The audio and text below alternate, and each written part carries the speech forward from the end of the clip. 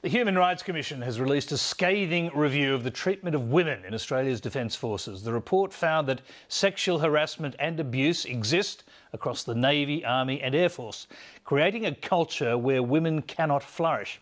The Commission has called for the establishment of an independent body to investigate and act on sexual misconduct in the forces. Matthew Carney reports. The Sex Discrimination Commissioner got straight to the point, calling for a major cultural change within the Defence Forces. Sexual harassment and abuse exists today in the ADF. It ruins lives, it divides teams and damages operational effectiveness.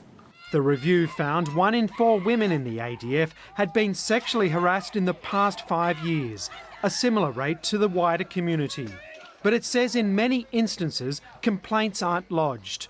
The report recommended a dedicated unit to deal with sexual misconduct, which would hear complaints confidentially. We found that members frequently did not report these incidents. Why?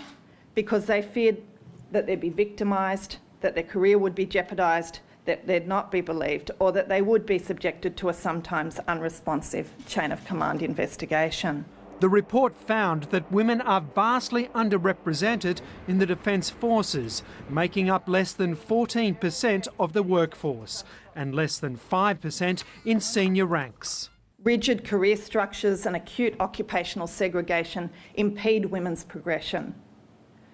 We do not believe that a trickle-up strategy by which women will just naturally filter up over time will address the stark imbalances between the number of women and men in leadership positions.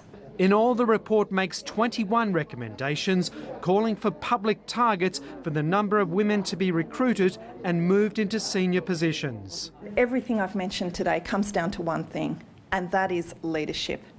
Poor leadership allows unacceptable behaviour to take hold. The Defence Minister welcomed the report and said all the recommendations would be implemented. The equal treatment of women should be a core defence value, and the failure to treat women equally in the Defence Force and the Defence Organisation undermines operational effectiveness.